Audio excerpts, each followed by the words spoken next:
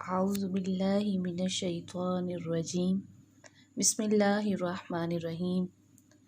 الحمد للہ رب العالمین والصلاة والسلام علی سید الانبیاء والمرسلین۔ السلام علیکم ورحمۃ اللہ۔ آج ہم بات کریں گے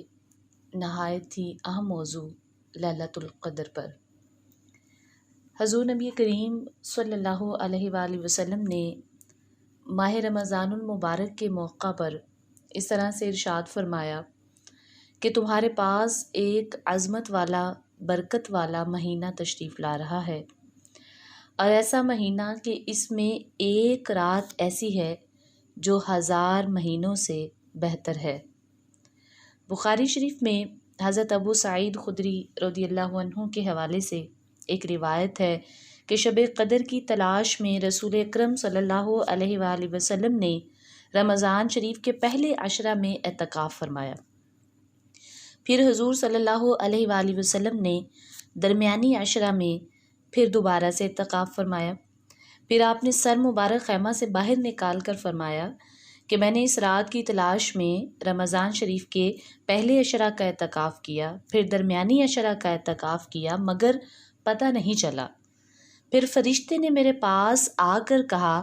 کہ شب قدر رمضان شریف کے آخری عشرہ میں ہے۔ آخری عشرہ کے تعین کے بعد یہ بھی بات احادیث سے ثابت ہے کہ یہ آخری عشرہ کی طاق راتوں میں شب قدر ملتی ہے، جیسا کہ رسول پاک صلی اللہ علیہ وآلہ وسلم نے ارشاد فرمایا کہ شب قدر کو طاق راتوں میں تلاش کرو، اور یہ مسلم شریف کی روایت ہے۔ طاق راتوں سے مراد 21ویں، 23ویں، 25ویں، 27ویں اور 29ویں رات ہے۔ اب دیکھیے کہ اللہ رب العزت نے لیلۃ القدر کا تعارف قرآن پاک میں کس طرح سے کروایا۔ قرآن حکیم کی سورہ قدر میں اللہ رب العزت نے لیلۃ القدر کا تعارف کراتے ہوئے فرمایا کہ لیلۃ القدر خیر من الف شہر۔ لیلۃ القدر ماہ رمضان المبارک کی وہ مقدس رات ہے جو 1000 مہینے سے بڑھ کر عظمت والی ہے، اور اس کے فضائل، اس کی برکات بے شمار ہیں۔ لہٰذا اس رات کے جو بے شمار انعام ہیں، کرام ہیں، قرب الہی حاصل کرنے کا ایک سب سے بہترین ذریعہ ہے۔ اور لیلۃ القدر صرف نبی کریم صلی اللہ علیہ وآلہ وسلم کی امت کو ہی عطا کی گئی، اس سے پہلے کسی نبی کی کسی امت کو لیلۃ القدر عطا نہیں ہوئی۔ حضرت انس رضی اللہ عنہ سے مروی ہے کہ آپ صلی اللہ علیہ وآلہ وسلم نے فرمایا کہ بلا شبہ اللہ تعالی نے لیلۃ القدر میری امت کو ہی عطا کی ہے، ان سے پہلے یعنی آپ صلی اللہ علیہ وآلہ وسلم سے پہلے کسی امت کو لیلۃ القدر عطا نہیں ہوئی۔ اب لیلۃ القدر آپ صلی اللہ علیہ وآلہ وسلم کی امت کو کب عطا کی گئی، اس کا شان نزول کیا ہے؟ تو حضور نبی کریم صلی اللہ علیہ وآلہ وسلم نے اپنی امت کی عمروں کو بہت مختصر پایا، یعنی آپ صلی اللہ علیہ وآلہ وسلم نے پچھلی تمام امتوں کی نسبت اپنی امت کی عمروں کو بہت مختصر پایا، اور یہ خیال ہوا کہ مختصر عمر میں اتنے اعمال صالحہ نہیں ہو سکتے جتنے پہلی امتوں نے اپنی بہت لمبی لمبی عمروں میں اچھے اور صالح اعمال کیے۔ تو اللہ رب العزت نے اس کے جواب میں نبی کریم رؤوف الرحیم صلی اللہ علیہ وآلہ وسلم کو لیلۃ القدر عطا فرمائی، جو 1000 مہینہ سے بہتر ہے۔ اس رات کی عظمت کا اندازہ اس اسلوب قرآن سے بھی ظاہر ہوتا ہے کہ خالق کائنات نے یہ رات عطا کر کے پھر خود سوال کیا کہ کیا تم اس رات کی حقیقت سے واقف ہو؟ یعنی اللہ رب العزت اپنے بندوں سے پوچھ رہا ہے، سوال کر رہا ہے کہ کیا تم اس رات کی عظمت سے، حقیقت سے واقف ہو؟ اب جب کہیں سے جواب نہ آیا، کیونکہ اسرار رحمانی سے واقفیت یہ بشر کی طاقت سے باہر ہے، اس لیے اس خاموشی پر خود ہی اللہ رب العزت نے جواب دیا لیلۃ القدر خیر من الف شہر، اور اکثر مفسرین کا قول ہے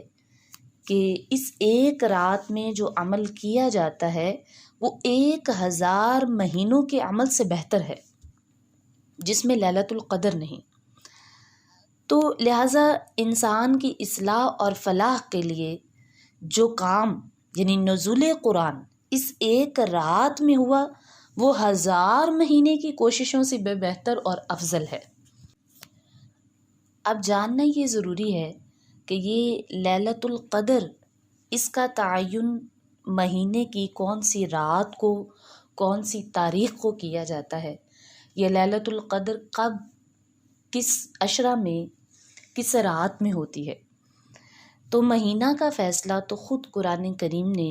کر دیا، شہر رمضان الذی انزل فیہ القرآن،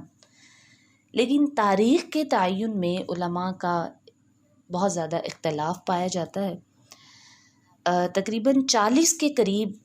اقوال ہیں، مگر علامہ ثناء اللہ پانی پتی رحمۃ اللہ علیہ لکھتے ہیں کہ ان سب اقوال میں صحیح یہ ہے کہ لیلۃ القدر رمضان کے آخری عشرہ میں ہوتی ہے، مگر آخری عشرہ کی کوئی خاص تاریخ متعین نہیں ہوئی، بلکہ ان میں سے کسی بھی رات میں ہو سکتی ہے، وہ ہر رمضان میں بدلتی رہتی ہے، اور ان 10 میں سے خاص طاق راتیں یعنی 21، 23، 25، 27 اور 29 میں سے ازرو احادیث صحیحہ زیادہ احتمال پایا جاتا ہے۔ اب صحیح بخاری میں حضرت اماں عائشہ صدیقہ رضی اللہ عنہا سے روایت ہے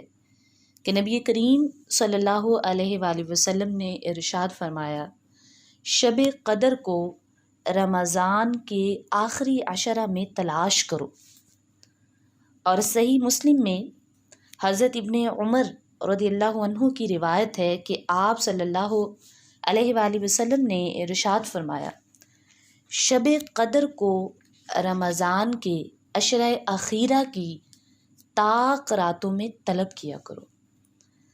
مفسر قرآن ضیاء الامت حضرت پیر محمد کرم شاہ لہذری رحمۃ اللہ علیہ آپ فرماتے ہیں کہ اکثر علماء کی رائے یہ ہے کہ رمضان شریف کی 27ویں رات لیلۃ القدر ہے، اور حضرت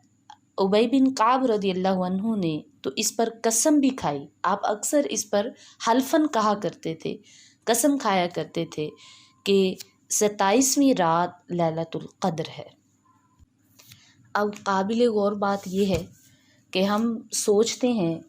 کہ اللہ رب العزت نے ہمیں ایک تعین کر کے یقینی طور پر کیوں نہیں بتلا دیا کہ شب قدر جو ہے وہ عشرہ اخیرہ میں کس رات میں ہوتی ہے، 27ویں، 29ویں، 23ویں، 21ویں، 25ویں، کس رات میں لیلۃ القدر ہوتی ہے، جبکہ اللہ رب العزت کو اس بات پر کامل قدرت ہے، وہ اس کو پورا حق رکھتا ہے اس بات کا۔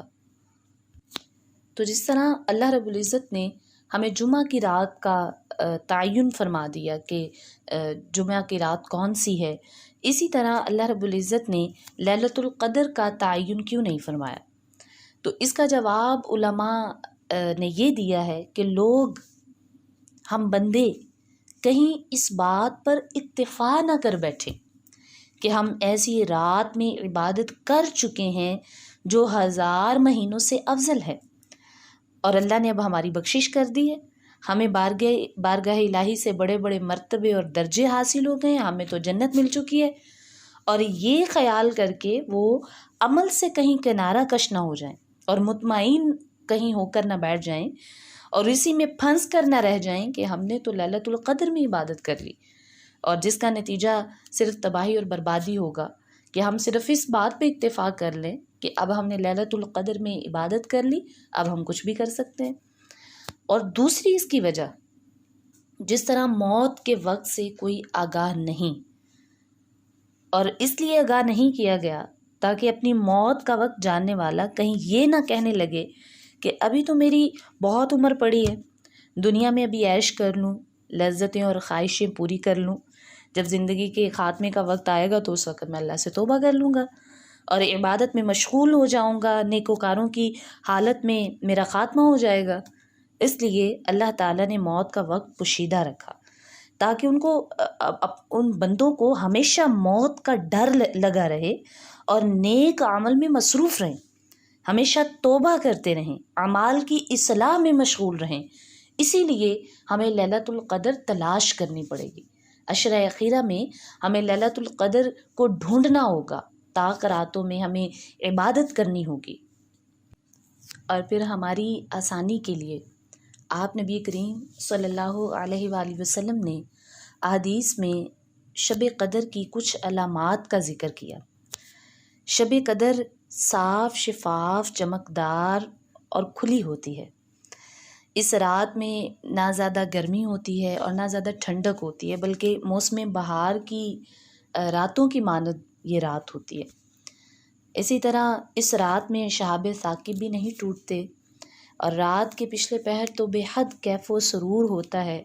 اور آسمانوں کی طرف دیکھنے سے یوں لگتا ہے جیسے نور زمین کی طرف آتا ہوا معلوم ہوتا ہے۔ اور اس رات میں اللہ رب العزت اپنے نیک بندوں کو، مومن بندوں کو اپنی عبادت کی توفیق عطا فرماتا ہے۔ ان کا دل جو ہے وہ اپنے رب کی طرف رغبت اختیار کرتا ہے، خود بخود عبادت کرنے کو دل چاہتا ہے۔ اللہ رب العزت اس رات میں اپنے مومن بندوں کی طبیعت کو اپنی عبادت کی جانب مائل فرماتا ہے، اور اللہ کے جو نیک بزرگ ہیں انہیں اس رات کی جو علامات ہیں ان کے ذریعے معلوم ہو جاتا ہے کہ کون سی رات شب قدر ہے۔ اسی طرح شب قدر میں زمین پر اللہ کے فرشتوں کا نزول ہوتا ہے، اور جو اللہ کے بندے ہیں، ولی اللہ ہیں، جو نیک پرہیزگار مومن ہیں، وہ اپنی باطنی نگاہ سے جب ملائکہ کو دیکھتے ہیں، فرشتوں کا نزول دیکھتے ہیں، تو اس سے بھی انہیں شب قدر کا یقین ہو جاتا ہے۔ اللہ رب العزت اپنے نیک بندوں کو شب قدر کا علم عطا فرما دیتا ہے۔ شب قدر یہ نہایت ہی برکت والی، رحمت والی رات ہے۔ اس کی عظمت کا اندازہ کوئی انسان کی عقل نہیں لگا سکتی، کیونکہ قرآن حکیم میں اس کی فضیلت اس طریقے سے بیان ہوئی ہے کہ لیلۃ القدر خیر من الف شہر، اس رات میں عبادت، ریاضت 1000 مہینوں کی عبادت سے زیادہ نفع والی ہے۔